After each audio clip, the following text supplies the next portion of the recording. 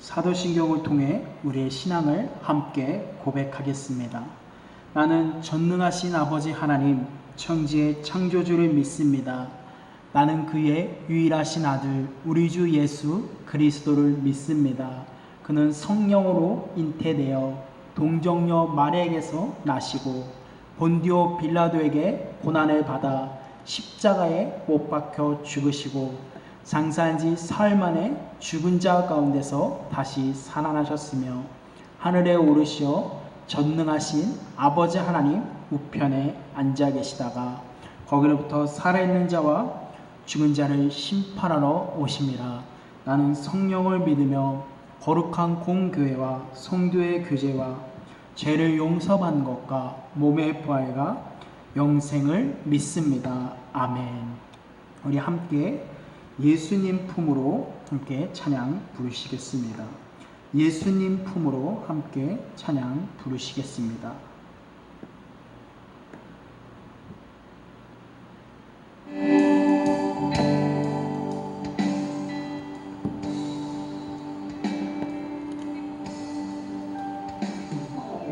인생길 험하고 마음 지쳐 살아갈 용기 없어질 때 너 홀로 앉아서 나치지 말고 예수님 품으로 나오시오.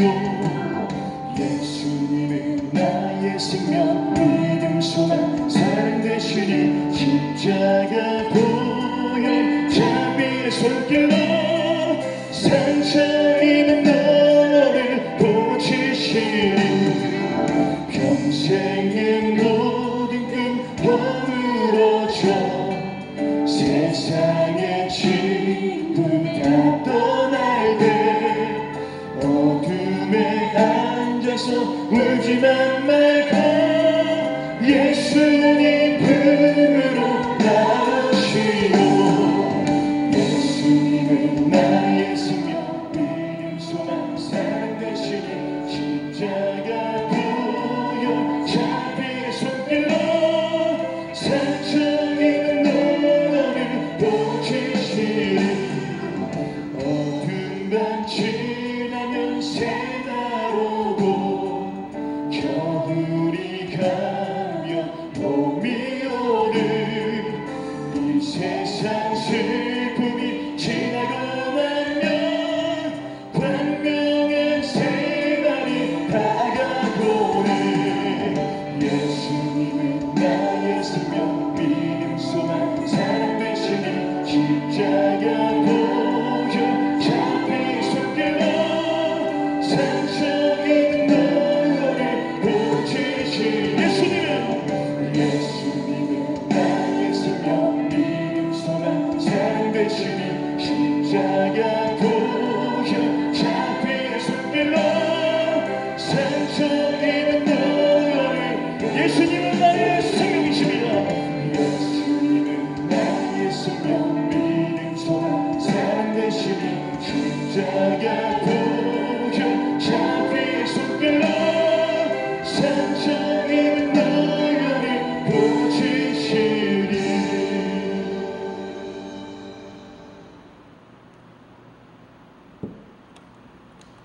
오늘 하나님의 말씀은 시편 27편 1절에서 14절까지의 말씀입니다. 시편 27편 1절에서 14절까지의 말씀입니다. 시편 27편 1절에서 14절까지의 말씀입니다. 우리 14절의 말씀만 함께 봉독하시겠습니다. 14절의 말씀을 보셨으면 함께 봉독하시겠습니다. 너는 여호와를 기다릴지어다. 강하고 담대하며 여호와를 기다릴지어다. 아멘. 사랑하는 성도 여러분, 한 주간도 주님의 은혜와 사랑 가운데 평안하셨습니까? 늘 어떠한 환경, 상황에 있던지 내 영혼이 잘된 같이 범사에 잘되고 강건하시기를 소망합니다. 오늘 이 시간에는 주만 바라보라라는 지난번의 설교에 이어서 여호와를 바라보며 간절히 기다리라라는 제목으로 함께 말씀을 나누겠습니다. 오늘 말씀을 통하여서 이해할 수 없는 어려운 일을 당할 때 환경을 바라보지 말고 빛이시며 능력이신 그 주님을 바라보고 더욱더 의지함으로 최종적으로 승리하는 모든 성도님들이 되시기를 간절히 바랍니다. 저희들이 이 세상을 살아가다 보면 이해할 수 없는 어려운 일들을 당하게 됩니다. 경제적인 어려움, 또 우리 모두가 겪고 있는 코로나19와 같은 질병에 의한 어려움, 죽음의 위협을 당하기도 합니다. 오늘 본문을 기록한 다윗도 많은 어려움을 당했습니다. 사울 왕으로부터 칼날의 위협을 당합니다. 또 그의 아들 압살롬으로부터 반역의 위협을 당하기도 했습니다. 그런데 이러했던 다윗이 놀랍게도 이러한 어려움 가운데서 모든 위협 가운데서 승리했다는 사실입니다. 다윗은 견디기가 어려운 많은 고난 중에서도 이겨낼 수 있었던 비결이 그럼 무엇일까요? 그것은 바로 다윗이 가지고 있던 믿음이었습니다. 1절에 보면 이렇게 말씀합니다. 여호와는 나의 빛이요 나의 구원이시니 내가 누구를 두려워하리요. 여호와는 내 생명의 능력이시니 내가 누구를 무서워하리요. 이 말씀에서 다윗의 신앙을 찾아볼 수가 있습니다. 하나님께서는 멀리 계시는 분이 아니고 지금 빛과 생명이 되어서 나와 함께 하시는 능력의 주님이시라는 것입니다. 지금 다윗에게는 고난과 고통이 있는 것은 사실이지만 나의 주님께서 나와 함께 계시고 나의 생명이시며 나의 능력이시기 때문에 두려움과 염려가 없다는 신앙 고백의 말씀입니다. 그리고 14절에 보면 또 이렇게 말씀합니다. 너는 여호와를 기다릴지어다. 강하고 담대하며 여호와를 기다릴지어다 라고 말씀하고 있습니다. 여기에서 너는 여호와를 기다릴지어다 라는 말씀이 2번이나 기록되어 있는 것을 보게 됩니다. 이것이 바로 다윗의 신앙 고백입니다. 강하고 담대한 믿음을 가지고 여호와 하나님을 기다릴지어다 라고 말씀하고 있습니다. 성도들이 담대하고 강한 믿음을 소유해서 하나님을 바라볼 때 하나님께서는 성도들을 구원해 주시고 승리케 하신다는 말씀입니다. 이것을 믿으시기를 바랍니다. 삶을 살아가면서 고난을 당하지 않고 어려움을 당하지 않고 살아가는 사람은 아마 한 사람도 없을 것입니다. 때로는 바울과 같이 온전히 주님의 복음을 전하다가 봉사하다가 헌신하다가 무고하게 어려움, 고난을 당할 수도 있습니다. 또 욥과 같이 내 믿음을 보기 위해서 고난과 어려움이 내 삶에 찾아올 수도 있습니다. 또 내가 범한 더러운 죄악들, 내 탐욕으로 인해서 세상에서 어려움과 환난을 당할 수도 있습니다. 그런데 이 환난과 어려움 가운데서 이길 수 있는 힘과 비결이 있습니다. 그것이 무엇일까요? 그것은 바로 오늘 본문에서 말씀해 주고 있습니다.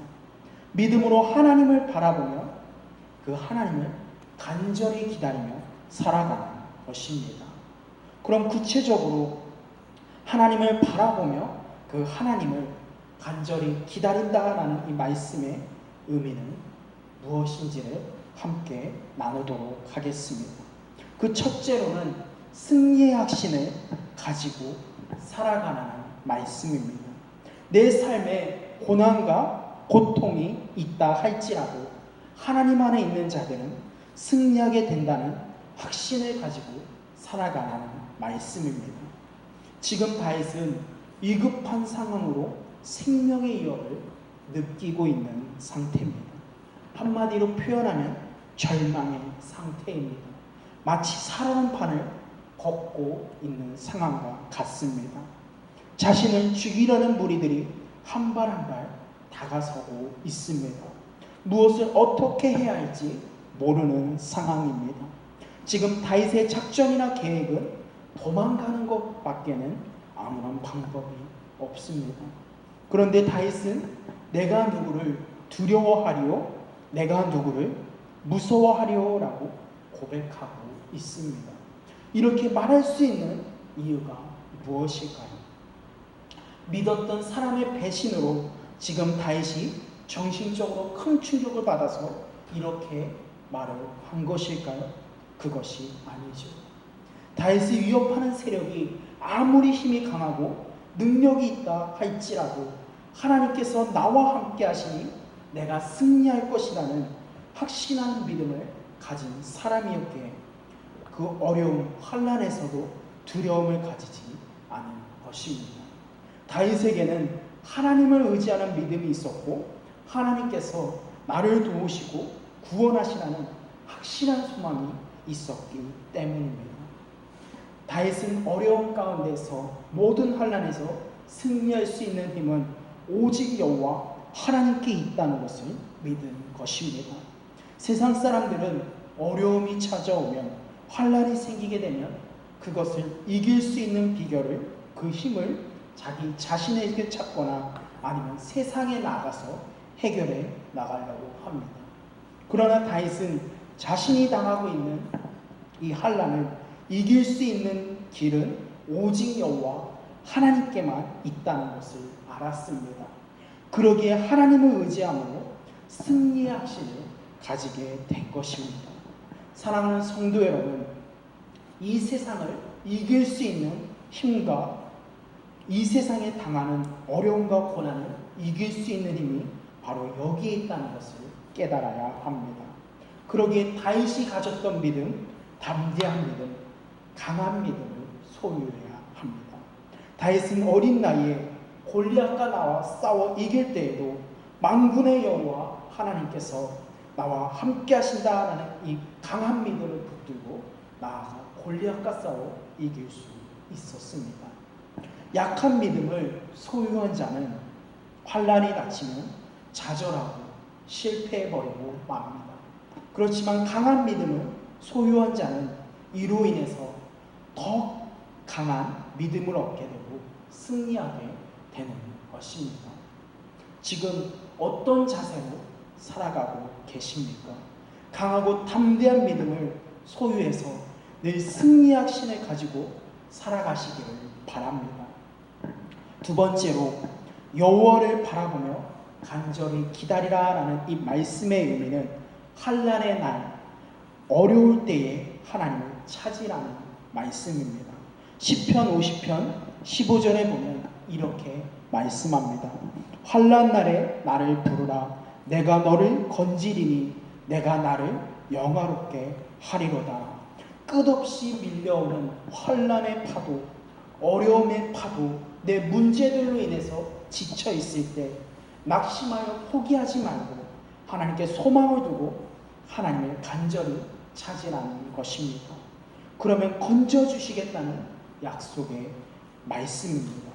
내가 할 수 없는 일이라 해서 우리 하나님도 할 수 없는 것은 아니기 때문입니다.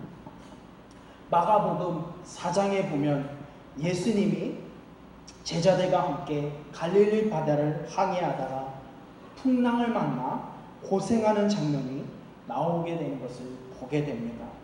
제자들 가운데는 갈릴리 바다에서 오랫동안 고기잡이를 하며 살아온 어불들도 있었습니다. 그러므로 노를 젓는 데는 누구보다도 뒤처지지 않는 전문가들이었습니다. 그런데 거센풍랑 앞에서는 아무리 고기를 잡으면서 살아왔던 잔뼈가 굵은 전문가들이었다 할지라도 속수무책이었습니다. 그 풍랑이 파도가 얼마나 센지 배에 물이 들어오기 시작했습니다. 침몰하게 되자 위협을 느끼게 되었습니다. 그러자 제자들은 배 아래층에서 주무시는 예수님을 깨웠습니다. 그러자 예수님께서는 바람을 꾸짖으시면서 바다더러 이르시되 잠잠하고 고요하라 라고 하니 바람이 그치고 아주 잔잔해졌습니다. 그러면서 예수님께서는 제자들을 향해서 이렇게 말씀합니다. 마가복음 4장 40절입니다. 어찌하여 너희들이 이렇게 무서워하느냐? 너희가 어찌 믿음이 없느냐? 믿음이 없는 자처럼 이렇게 행동을 하느냐라고 꾸짖으셨습니다. 여러분, 근심, 걱정이 있다고 근심, 걱정만 한다고 해서 해결되는 것이 아닙니다. 한숨을 쉰다고 밤잠을 설치며 잠 못 이룬다고 해서 해결되는 것이 아닙니다.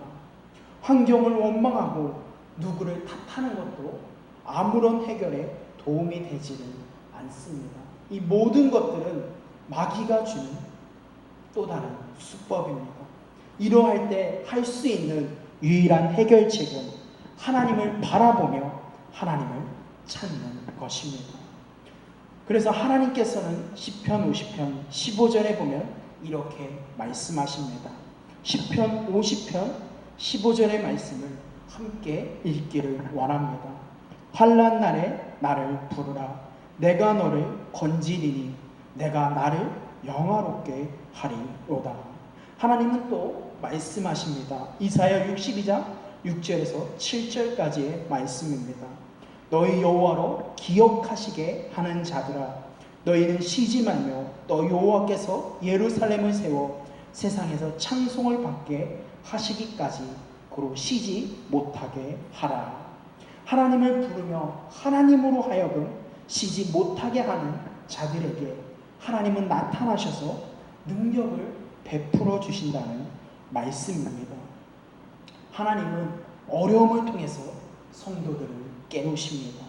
그 어려움을 통해서 주님을 더 바라보고 의지하게 하십니다. 그래서 주님을 부르짖고 믿음으로 나아가게 하시는 것입니다. 역대하 16장 9절에 보면 말씀합니다. 여호와의 눈은 온 땅을 두루 감찰하사 전심으로 자기에게 향하는 자들을 위하여 능력을 베푸시나니. 환난과 어려움이 다가올 때 낙심하고 뒤로 물러서는 것이 아니라 오직 믿음의 주요 온전케 하시는 예수님만 바라보고 전진해 나가야 될 줄로 믿습니다. 마지막으로 여호와를 바라보며 간절히 기다리라 하는 그 말씀의 의미는 환난의 날 하나님의 구원을 기다리라는 말씀입니다. 예레미야가 3장 25절에서 26절에 보면 이렇게 말씀합니다.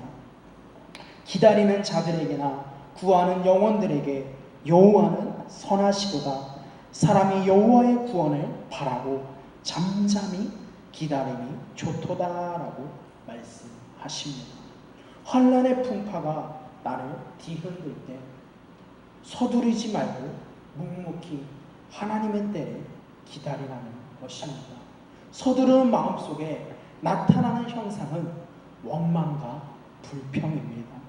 원망과 불평은 하나님과의 거리를 멀게 합니다.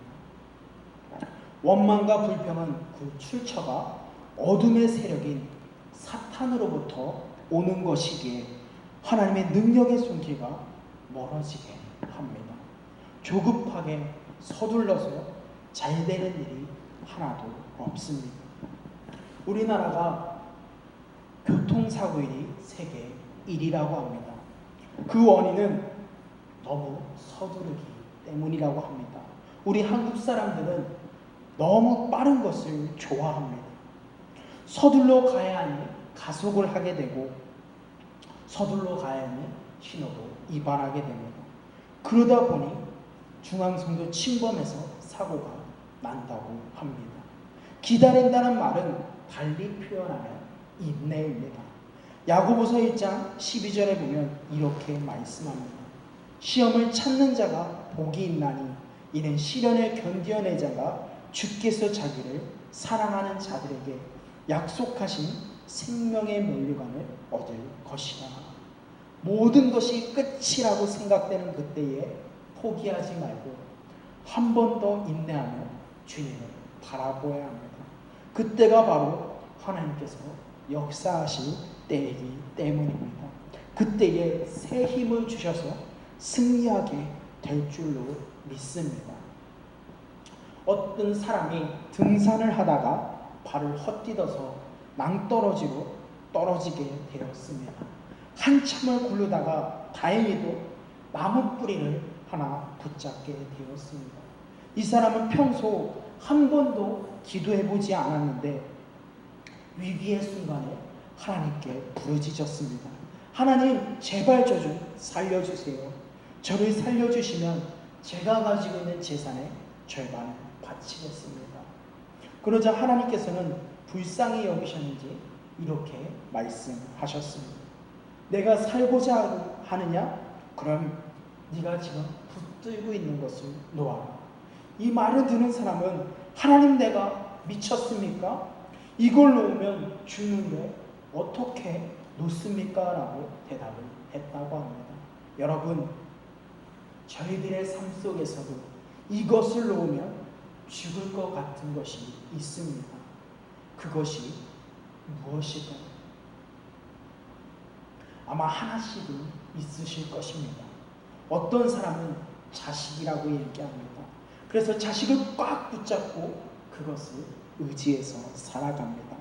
또 어떤 사람은 남편, 아내라고 얘기합니다. 또 어떤 사람은 물질이라고 말을 합니다. 그래서 물질을 꽉 붙들고 그것을 의지해서 살아갑니다. 그런데 내가 의지하는 것들을 놓아야 할 때가 찾아옵니다. 사랑하는 사람도 내 곁을 떠날 때가 찾아옵니다. 이제는 꽉 움켜쥐고 있는 것을 놓아야 할 때입니다. 지금 무엇을 잡고 있으십니까? 어디를 바라보십니까? 꽉 움켜쥐고 있는 것이 혹시 물질은 아니십니까? 권력은 아닙니까? 내 자식이나 부모를 꽉 쥐고 있지는 않으신지요? 이 모든 것은 혹 무너지고 나를 떠날 때가 찾아옵니다. 주님은 이 시간에도 자기 손을 잡으라고 나를 향해, 우리들을 향해 손 내밀고 계십니다. 어려움이 닥쳐올 때뿐만 아니라 언제나 주님의 손을 잡고 주님과 동행함으로 기쁨이 있는 삶, 평안이 있는 삶, 소망이 있는 삶을 살아가시기를 간절히 소망합니다. 사랑하는 성도 여러분, 여호와 하나님을 바라보며 간절히 기다립시다. 고난과 역경을 두려워하지 마십시오. 그 가운데에서도 여호와 하나님을 바라보며 간절히 기다리시기를 바랍니다. 소망을 가지고 기도하시기를 바랍니다. 그러면 반드시 승리하게 될 것입니다. 함께 기도하겠습니다. 살아 숨쉴 수 있는 호흡을 주시고 저희들의 삶 속에서 살아갈 수 있는 은혜를 더하여 주심에 이 시간 각자의 자리에서 감사와 찬양을 올려드립니다. 저희들은 말로만 성도다, 크리스천이라 하면서도 여전히 내 생각과 내 방법대로 살았습니다. 또 연약한 저희들은 삶에 조금만 어려운 일이 생기면 조금만 불편한 일이 있어도 하나님께 불평하고 원망하며 하나님을 멀리 떠나려고 했습니다. 믿음이 있다고 외치면서도 하나님께로 가까이 나아가지 못한 미련함의 이 시간 고백하오니 용서하여 주시옵소서. 성령님의 도우심, 주님의 은혜가 아니면 한순간도 살아갈 수가 없고 아무것도 할 수가 없습니다. 주님만 바라보며 나아가게 하여 주시옵소서. 이 시간 육체의 질병으로 마음의 상함으로 어쩔 수 없이 마음 아파하는 하나님의 자녀들이 있습니다. 그들을 기억하여 주시고 그들에게 은혜를 부어 주시옵소서. 또 육신의 질병으로 연약함으로 고생하는 성도들이 있습니다. 또 그와 함께하는 가족들이 있습니다. 그들의 아픔과 눈물까지도 기억하여 주셔서 그들 모두를 위로하여 주시고 치료하여 주시옵소서. 연일 이어지는 폭염과 코로나로 인해 지치고 힘겨운 날들을 보내고 있습니다. 주님의 보호 아래 건강을 지켜 주시옵소서. 특별히 가정과 직장과 사업장의 어려움을 넉넉히 이길 수 있는 믿음을 허락하여 주시옵소서. 소망 가운데 편안한 삶을 살아가는 저희 모든 성도들이 되게 하여 주시옵소서. 예수님의 이름으로 기도드렸습니다. 아멘. 하늘에 계신 우리 아버지, 아버지의 이름을 거룩하게 하시며 아버지의 나라가 오게 하시면 아버지의 뜻이 하늘에서와 같이 땅에서도 이루어지게 하소서. 오늘 우리에게 일용할 양식을 주시고 우리가 우리에게 잘못한 사람을 용서하여 준 것 같이 우리의 죄를 용서하여 주시고 우리를 시험에 빠지지 않게 하시고 악에서 구하소서. 나라와 권능과 영광이 영원히 아버지의 것입니다. 아멘.